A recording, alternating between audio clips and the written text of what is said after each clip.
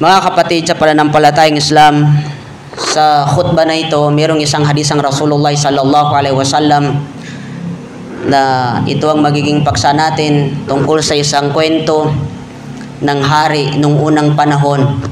Maaring ang kwento na ito ay narinig natin sa ibang mga khatib o sa ibang mga ustad o ulama.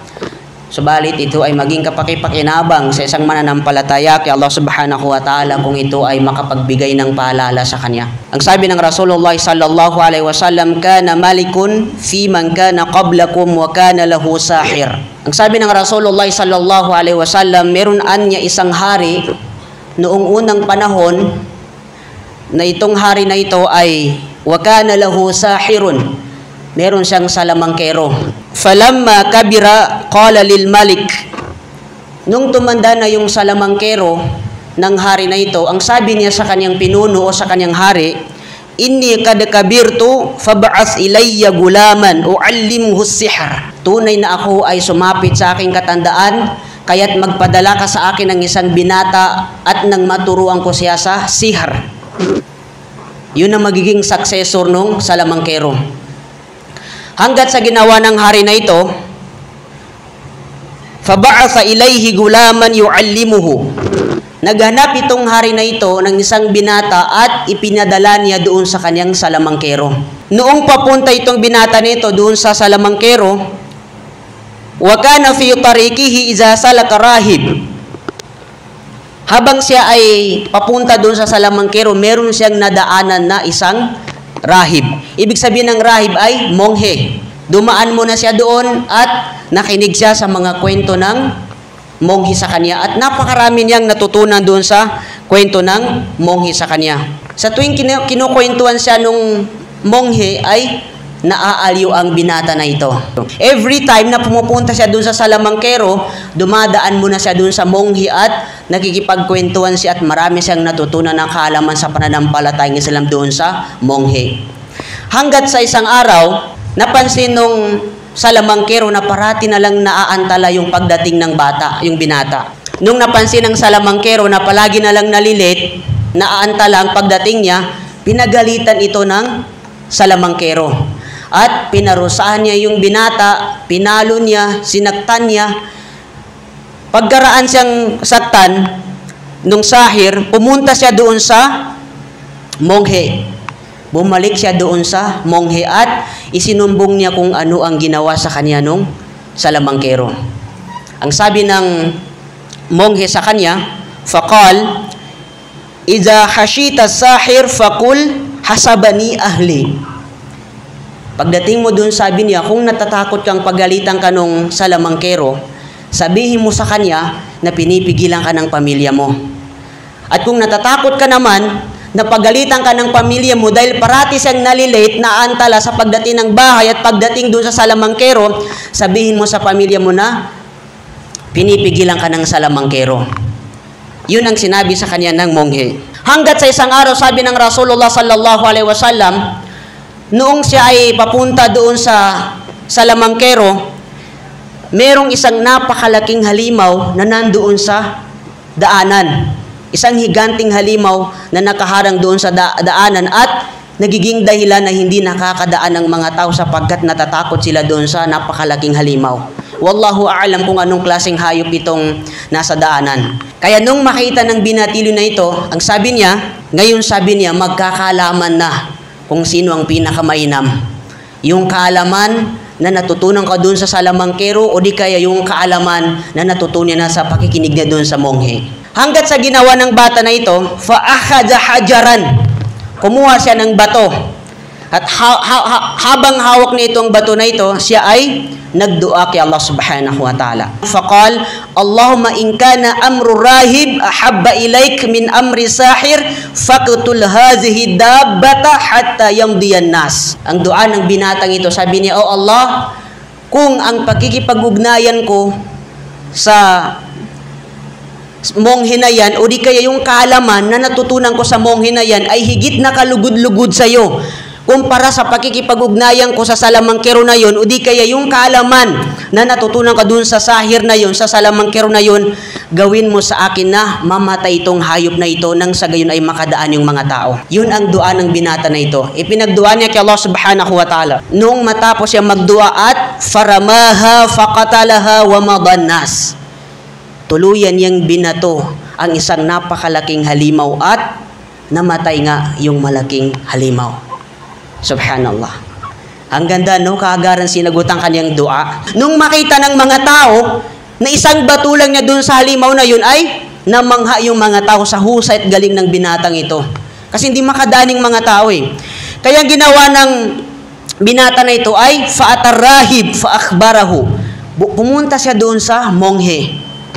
At ikinuwento niya kung ano ang nangyari o kaganapan sa araw na yon. Nung kinuwento niya doon sa monghe kung anong nangyari sa kanya, ang sabi ng monghe sa kanya, ay ya bunayya antal yawma afdalu minni. Sabi niya, o aking anak, tunay na mas mahusay ka na sa akin ngayon. Mas magaling ka na sa akin ngayon. Anong ibig sabihin ng monghe? Sapagkat sinagot niya Allah subhanahu wa ta'ala ang kanyang dua, ay sinabi ng monghe sa kanya, mas mahusay ka na sa akin ngayon. Kasi kaagaran sinagot niya Allah subhanahu wa ta'ala ang kanyang dua. Kaya sabi niya, dahil sa kahusayan na nakikita ko sa iyo, sabi niya, nakikita ko na wa innaka satubtala, malapit ka nang magkaroon ng pagsubok. Subhanallah. Kaya yung tao na nanumbalik ang kanyang pananampalataya kay Allah subhanahu wa ta'ala, hindi natin maiiwasan yung mga sunod-sunod na pagsubok kay Allah subhanahu wa ta'ala. Gayon din ang kalagay ng binata na ito. Nung naging mahusay na siya sa kaalaman na natutunan na dun sa monghe, ay ang sabi ng monghe sa kanya, dahil sa iyong kahusayan na mas mahusay ka na sa akin, tinugon sa iyo kagad ni Allah subhanahu wa ta'ala ang iyong dua, nalalapit na sa iyo. Nakikita ko na sa iyo na darating na sa iyo ang isang matinding pagsubok. Kaya ang hiling ko lang sa iyo, sabi ng monghe, kapag dumating yung panahon na yon, nasusubukin ka na sa kausayan mo, ay fala tadulla alayya, wag mo akong ituro, wag mo sabihin ng tungkol sa akin. Niligtas ng kanyang sarili. Itong binata na ito ay nagpatuloy siya sa kanyang kahusayan at gumaling siya sa panggagamot. Doon sa lugar na yon, kaya niyang magpagaling ng bulag, kaya niya magpagaling ng may ketong, anumang klase ng karamdaman ay nagpapagaling na itong batang ito dahil sa kahusayan na namanan niya doon sa monghe na yon. Hanggang sa isang araw, fasami'a jalisun lil malik. Hanggang sa isang araw, narinig ng isang kanang kamay nung hari na merong isang binata na mahusay sa panggagamot. Itong kanang kamay ng hari na ito, ang kanyang sakit ay bulag. Wala siyang paningin. Nung marinig ng kanang kamay ng hari na ito na merong isang binata na mahusay sa panggagamot, kagaran itong pumunta sa kanya. Pumunta yung kanang kamay ng hari at naghanda siya ng mga bagay na magiging hadiya o regalo niya doon sa binata. Pagdating ng bulag doon sa binata, sabi niya, mahahunalak ajma'u in anta syafaitani. Meron akong mga inipon dito ng mga bagay o anumang klaseng regalo, ito ay ipinaghanda ko sa iyo. Kung gagamutin mo ako at kaya mong ipanumbalik ang aking paningin, ibigay ko sa lahat ito. Ibigay ko sa iyo lahat. Yun ang kanyang kabayaran. Yun ang kanyang regalo. Ang sabi ng binata sa kanya, sabi niya, faqala inni la ashfi ahadan.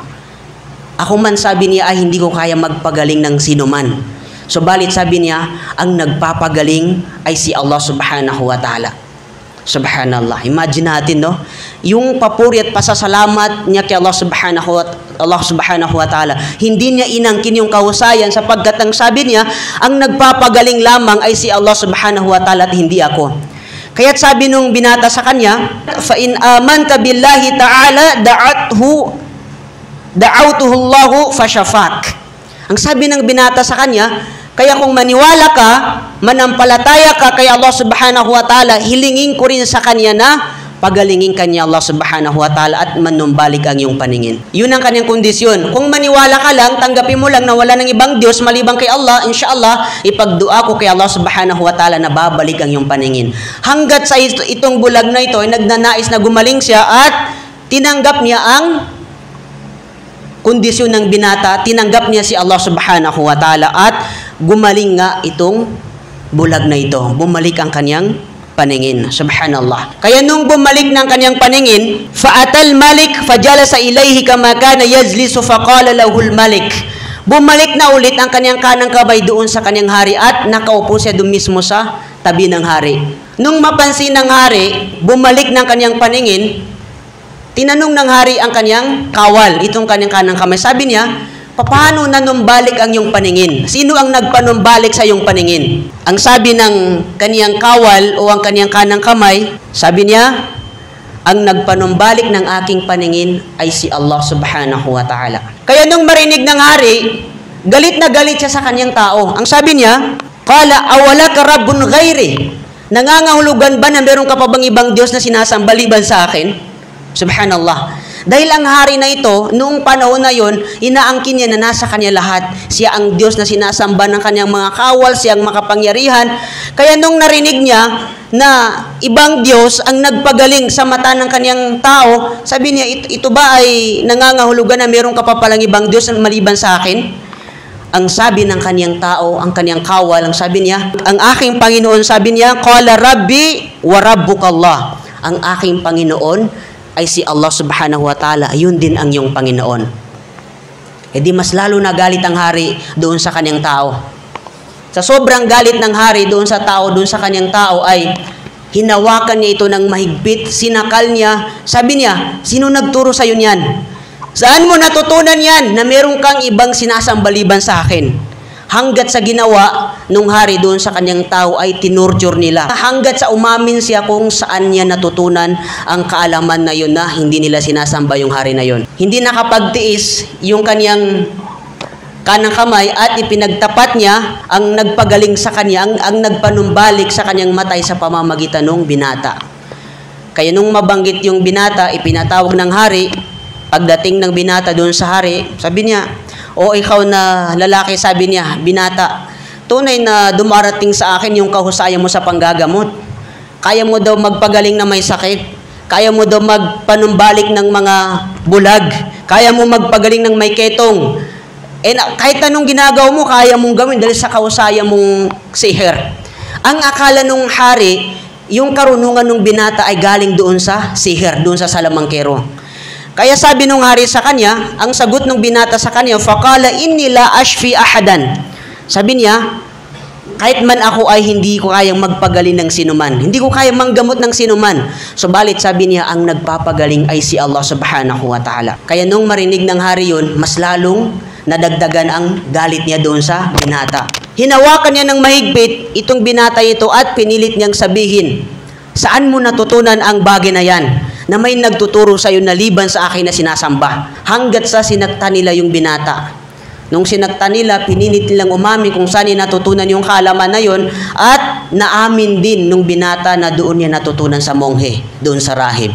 Nung ipinatawag ng hari, yung monghe, pagdating ng monghe sa kanya, ikaw sabi niya, itakwil mo yung pananampalataya, yung karunungan na meron ka. Sabi nung monghe, faaba, tumanggi siya at hindi niya tinakwil ang kanyang pananampalataya. Subhanallah. Dito natin makikita mga kapatid, ang isang taong ginabayan ng Allah ay mahigpit siya sa pagsunod niya kay Allah subhanahu wa ta'ala at takot niya kay Allah subhanahu wa ta'ala. Kahit pilit ng hari sa kanyang itakwil ang kanyang pananampalataya, sa harap-harap ng hari ay hindi pa rin niya tinanggi, itinakwil ang kanyang pananampalataya. Kaya ang ginawa ng hari, inutusan niya ang kanyang mga kawal, pinakuha niya ng lagari at nilagari niya yung mismong monghe. Doon nasawi yung monghe dahil sa ayon niyang sundin ang kagustuhan ng hari na itakwil niya, iwanan niya ang kanyang pananampalataya. Nung mamatay na yung monghe, isinunod niyang tawagin yung kanyang kanang kamay. Dinala sa kanyang harapan at muling binigyan ng pagkakataon yung tao niya na sabi niya, ang sabi niya, irji' an dinik, itakwil mo yung pananampalataya o yung pananampalataya na yan na natutunan mo dun sa monghe.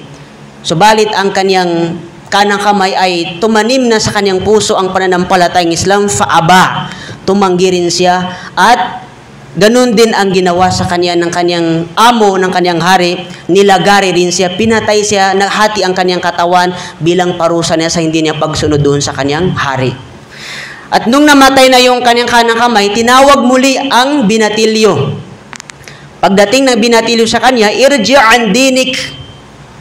Sabi niya, bitawan mo yung pananampalataya na yan. Itakwil mo yung pananampalataya na natutunan mo. Kundi, ikaw ay magagaya sa kanila.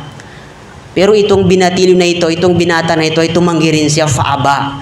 Noong siya ay tumanggi, ang sabi ng hari sa kanya, fadafa'u ila nafarin min ashabihi.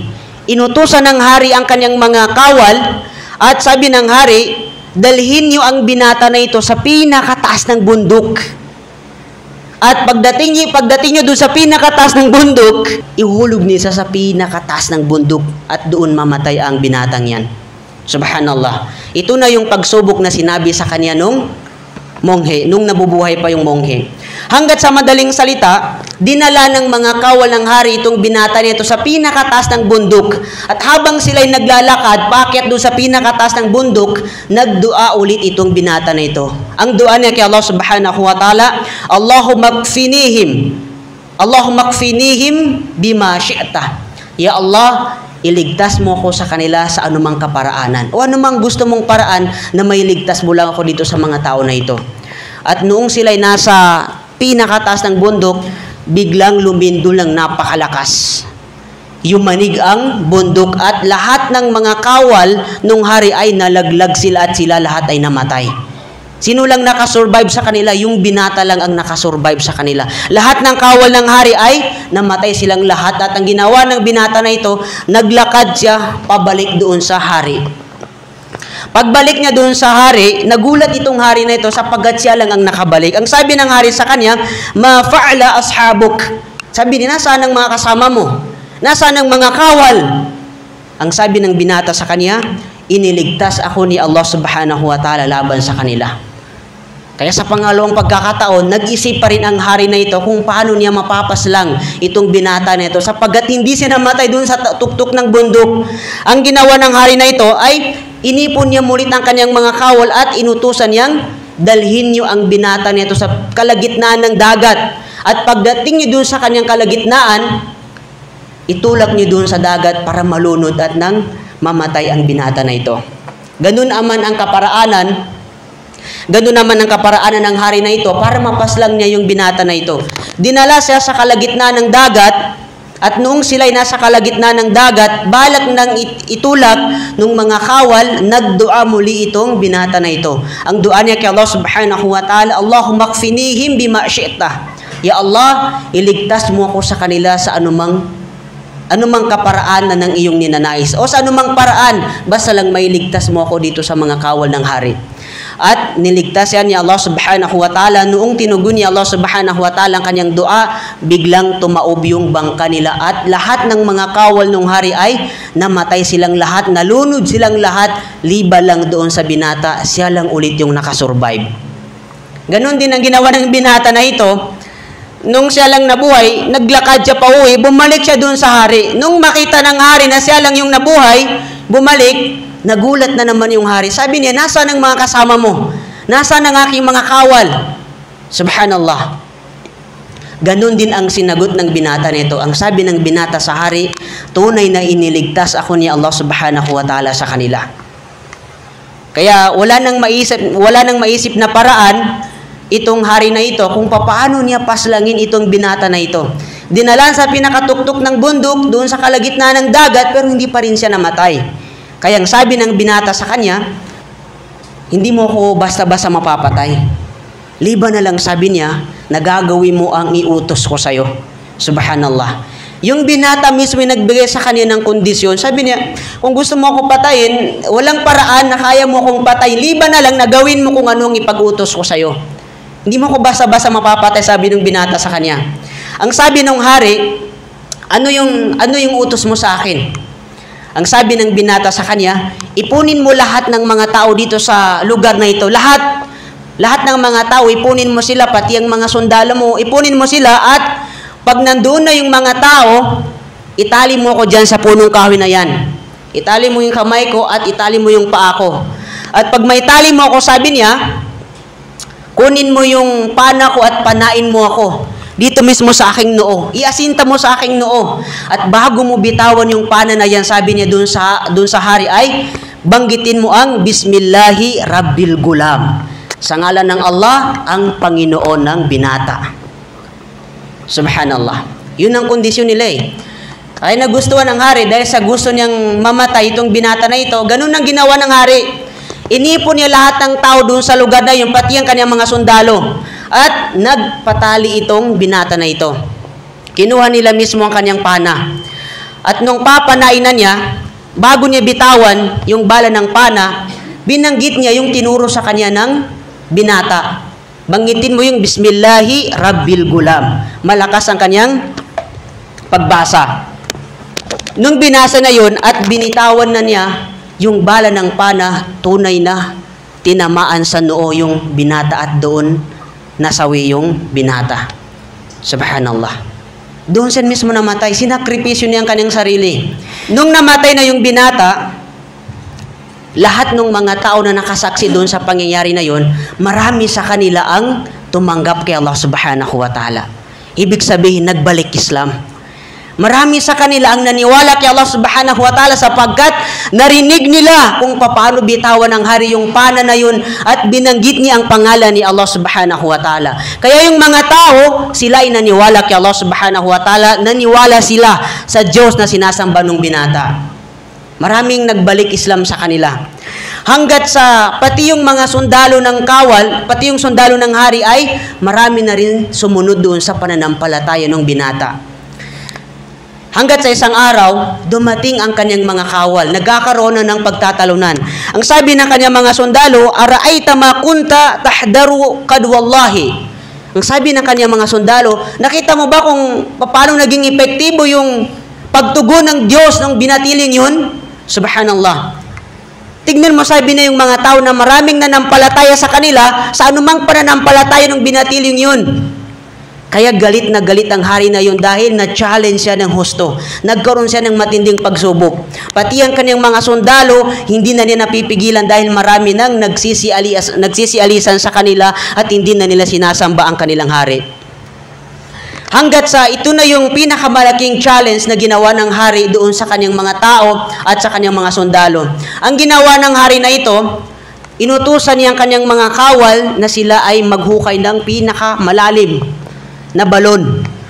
At nung nahukay nila itong pinakamalalim na balon, inutusan niya yung mga sundalo niya na kumuha sila ng mga panggatong. Nilaglag nila dun sa balon na yun, sinindian ng kanyang mga tao, at sabi ng hari na ito, lahat ng mga tao na hindi nila tatalikuran ang pananampalataya ng binatang ito, sila ay kusang tumalon dyan sa apoy na yan, o di kaya'y sila itulak dyan sa apoy na yan. Subhanallah. Matinding pagsubok sa kanila. Ngayon, nung makita ng mga tao na ito, dahil sa mga tao na ito ay tunay na sila ginabayan ng Allah subhanahu wa ta'ala, hindi sila sumuko. Lahat ng mga tao na tinanggap nila si Allah subhanahu wa ta'ala ay kusang tumalon sila doon sa apoy na yon. Subhanallah. Nagsipagtalunan ang mga tao doon dahil lang sa paniniwala nila kay Allah subhanahu wa ta'ala. Pati yung ilan sa mga kawal ng hari ay nagsipagtalunan sila doon sa apoy na yun dahil sa tunay na sila ginabayan ni Allah subhanahu wa ta'ala. Hanggang sa merong isang babae, sabi ng Rasulullah sallallahu alaihi wasallam, na dumating doon, dala-dala niya ang kanyang anak na sanggol, batang lalaki, at itong babae na ito, tunay na siya'y naniniwala kay Allah subhanahu wa ta'ala, hindi siya natatakot na sasabay siya doon sa mga tao na nagsipagtalunan doon sa balon na yun na meron siyang apoy. Kaya nung tinitignan ng babae ang kanyang anak, hindi siya natatakot mamatay, pero naawa siya doon sa kanyang anak. Sanggol pa lang kaya biglang nagsalita yung kanyang anak. Ang sabi ng kanyang anak, "O aking ina, magsabar ka sapagkat ikaw ay nasa katotohanan." Subhanallah. Sanggol na nagsalita. Kaya doon sa hadis ng Rasulullah sallallahu alaihi wasallam, sa kasaysayan ng mundo ay 3 sanggol lang ang nakapagsalita na sinabi ng Rasulullah sallallahu alaihi wasallam. Unang-una ay si Propeta Isa alaihi salam. Noong sanggol pa lang siya'y nakapagsalita siya para linisin niya ang kanyang nanay. Pangalawa, sabi ng Rasulullah sallallahu alaihi wasallam, yung sanggol sa panahon ni Jurayj. nakapagsalita yung sanggol, at ito yung pangatlong sanggol na binanggit ng Rasulullah sallallahu alaihi wasallam. Sanggol pa lang pero binigyan siya ni Allah subhanahu wa ta'ala na pahintulot na makapagsalita. Mismo na sinabi niya sa kanyang nanay, o aking ina, huwag kang mangamba, magtiis ka sapagkat ikaw ay nasa katotohanan. Mga kapatid Islam, makikita natin dito kung gaano katatag ang pananampalataya nung mga unang panahon, yung mga tao na ginabayan ni Allah subhanahu wa ta'ala. Kahit ang kanilang sarili, kahit ang kanilang buhay, kahit ang kanilang pamilya, ay handa silang isakripisyo para lang sa kanilang takot kay Allah subhanahu wa ta'ala.